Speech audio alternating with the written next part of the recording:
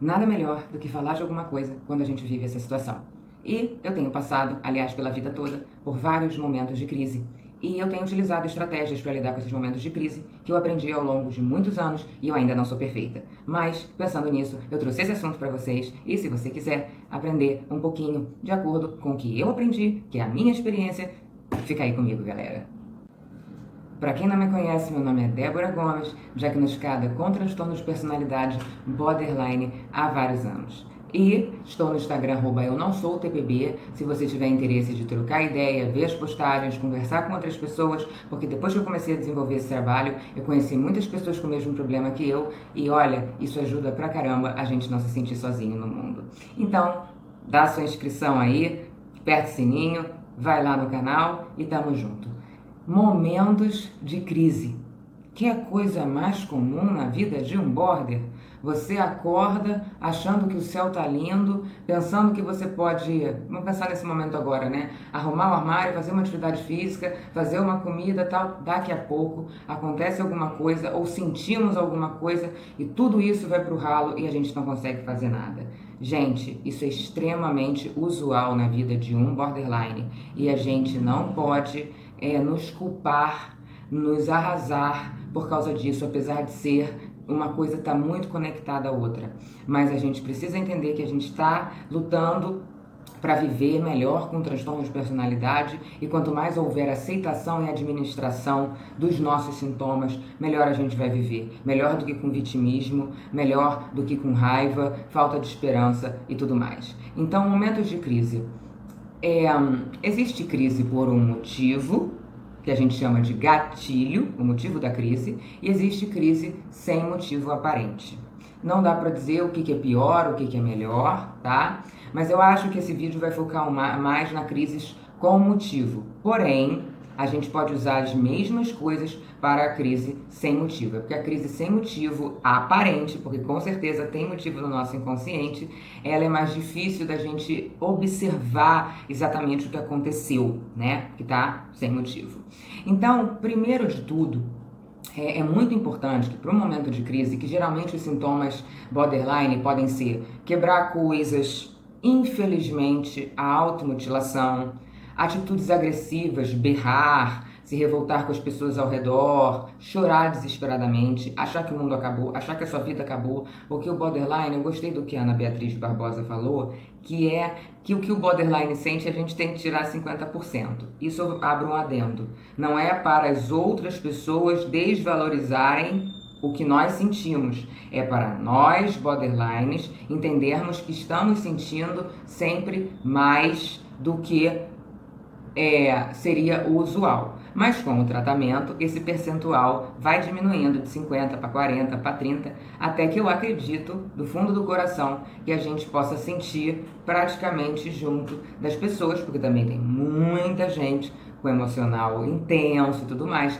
e isso aí não é um problema se não trouxer problemas para a sua vida. Isso não é. Transtorno é uma coisa que atrapalha a dinâmica do nosso dia a dia. Então, devido a isso, primeiro de tudo, eu aconselho que os borders conversem com o psiquiatra deles em primeira mão.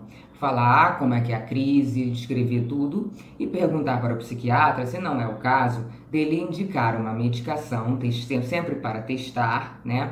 Para esses momentos, para que... Porque, na verdade, a coisa é assim. O propósito da medicina é manutenção da vida, não é, gente? É o juramento, né, que eu não conheço direito, mas eles querem manter a vida das pessoas. É a função. Então, na verdade, assim, é bom ficar tomando Rivotril, ou aumentar antipsicótico, ou esses remédios? Não, não é a melhor coisa do mundo realmente. Quanto menos remédio, melhor para o nosso organismo, em termos de vasos sanguíneos e nutrientes, e por aí vai, e nossa cabeça e tudo mais. Só que quando o paciente psiquiátrico está no limite, os remédios são extremamente aconselhados para ou é para acalmar o paciente psiquiátrico, ou é para apagar o paciente psiquiátrico, muitas vezes o sossega-leão das clínicas psiquiátricas, né? Porque se é para preservar a vida, se é necessário para que o paciente psiquiátrico não cometa suicídio, ele tenha que ficar apagado, isso vai ser feito, mas sempre é um médico que vai estar decidindo quando que é para acalmar, para dormir, para apagar, mas isso acontece porque a ideia é preservar a vida. E depois desta fase, com o aprimoramento das coisas, a pessoa já pode começar a trabalhar seus sintomas, seus problemas, mas se a pessoa está completamente fora de si, a gente tem que pensar em manutenção da vida por meio de evitar completamente ações destrutivas. Então, cada um tem o seu caso, seus problemas, sua intensidade. Converse com o seu psiquiatra para ver, quem sabe tem um remédio bom para esse caso para você. Então você teve uma crise, ok. Aí você começou a fazer besteira, começou a falar besteira, tacou o negócio na parede. Nossa, que horror, que pena. Não vou dizer que horror, vou dizer que pena. Se automutilou, que é uma coisa muito triste, mas é uma realidade. Tem todo um estudo por trás da automutilação, mas não é nada bom. Se tocou que entrou em crise, porque não necessariamente, de repente você começa a entrar em crise assim, pá! Mas aí no meio da crise, jogando as coisas na parede, gritando, tal, você se toca que você está alterado. Tenta parar. Não é porque você começou a quebrar coisa que você tem que continuar quebrando. Pare assim que você conseguir, ok? E aí eu acho que é muito importante a gente pensar, quando a gente está em crise, que é difícil a gente pensar, mas a gente tentar desenvolver isso, assim, o que eu acredito? Quais são os meus valores de vida? Eu acredito que relações saudáveis são assim, assim, assim. Entendeu? Você pode estar querendo desistir de tudo, mas o que você quer mesmo é ser feliz, sair, trabalhar. Mas olha só como é que é difícil. Você está pensando fortemente que você quer desistir de tudo, mas eu tô te convidando a, nesse momento, tentar resgatar que lá no fundo você quer sair, ter amigos, trabalhar, de repente ter a sua casa, ter uma relação afetiva boa. Eu sei que é muito difícil, talvez você deite na cama, feche o olho, se sinta a pior pessoa do mundo, mas eu tô te convidando nesse momento a você pensar que você não quer viver assim, que o seu desejo verdadeiro é ter uma vida saudável, e eu acredito em você, acredito nos borders, porque tem border que é mau caráter, aí me desculpe, mas a maioria dos borders estão querendo ser felizes, então pelo menos comece essa caminhadinha, um passinho, pensando, eu tô me sentindo uma merda agora, parece que eu quero morrer, que nada presta, mas lá no fundo eu quero ser feliz. Então eu vou ficar quietinho aqui, porque assim eu vou ter chance de uma hora conseguir trilhar o meu caminho. Isso tudo acontece porque a mente engana a gente. E aí a gente quer parar de sofrer, não é verdade? A gente quer parar de sofrer, e qual é a maneira que é garantida da gente não sofrer? Morrer. Mas, gente, morrer não é solução para nada.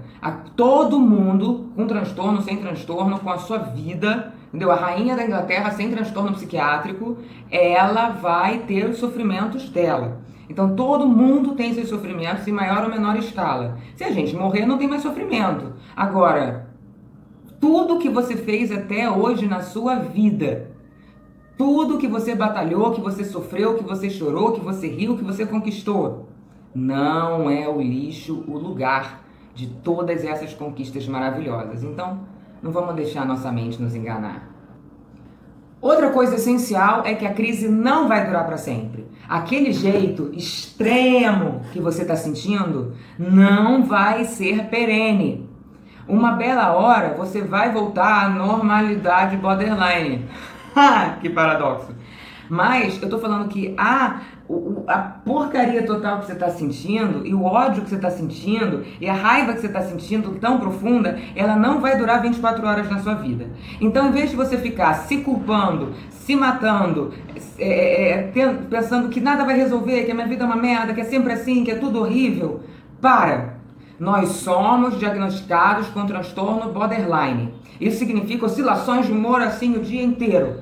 Então isso significa que vai ter o momento paf, e o momento paf, porque a mania também deixa a gente muito brigão, né? Quem tem mania.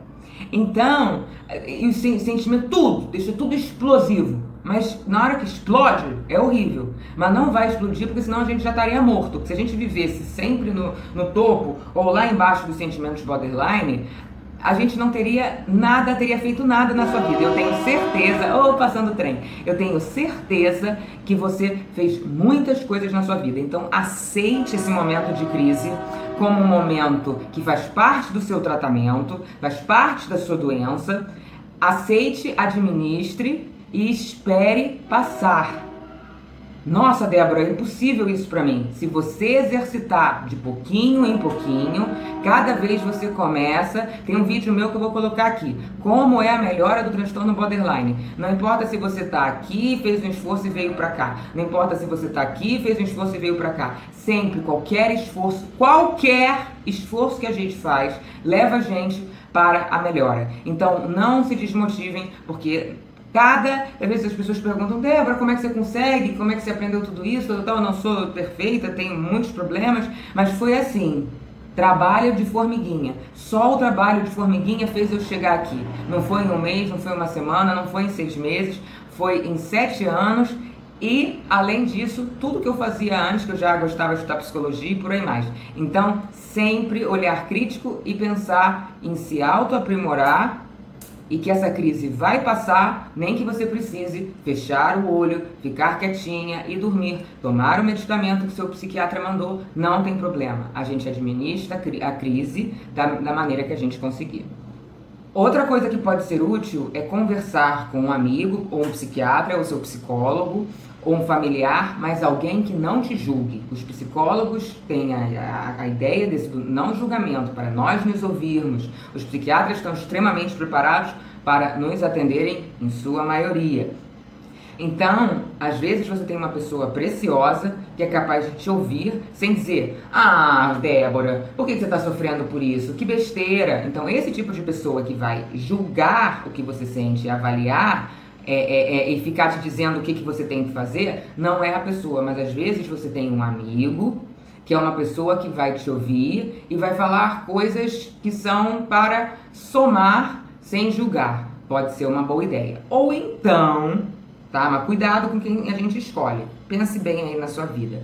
Ou então, você não tá afim de falar com ninguém, fique quietinha, escute música, não escute nada, jogue um joguinho, deita na cama, olha pro teto, qualquer coisa. É você que vai saber o seu momento de reestruturação consigo mesma, que eu vou te falar. Cada vez que você passa por isso, você aprende pra caramba. Por fim, eu diria que um cerne da questão de uma crise por motivo seria, por exemplo, vamos analisar, pra gente aprimorar, né? Vamos analisar o gatilho dessa crise. Esse gatilho aí, ele tá relacionado como? Com os nossos valores. Porque a gente tem que estar sempre em pé em cima dos nossos valores. Essa é a ideia. Se eu acredito plenamente em A, B e C, não tem por que eu viver a vida me submetendo a coisas diferentes desse A, B e C. Então nós procuramos paz, tranquilidade, é muito importante para o border, tranquilidade, estabilidade. Vou dar um exemplo que eu pensei aqui. Da próxima vez que meu marido criticar minhas roupas, não vou responder e entender que o problema é dele. Então, é um exemplo bem simples. Você se arrumou para sair e seu marido vai e critica a sua roupa. Se você tiver em dúvida, porque a nossa personalidade ela é complicada em sua formação, você vai no espelho e olha. Eu estou indo para que lugar?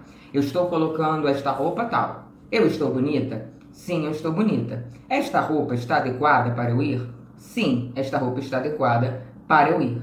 Então, o problema não é meu. O problema é dele e resolveu reclamar e ele precisa ir para o terapeuta. É extremamente relacionado ao que eu acabei de falar. Quais seriam as nossas ações de médio e longo prazo em relação a essas crises? Avaliar a nossa estrutura de vida para viver em ambientes que ajudem a gente a se curar e não que nos adoeça mais. Porque nós precisamos de ambientes tranquilos, que a gente se sinta bem, que a gente não se sinta tolhido, que a gente não se sinta desrespeitado e tudo, porque nós já somos uma explosão. Então, assim, quanto melhor for o ambiente que nós vivemos, menos gatilho nós teremos. Aí cabe também um parêntese muito importante que é, se você está tendo um ambiente tranquilo, vivendo com pessoas tranquilas, vamos evitar ao máximo criar problema e caos para um ambiente que é bom.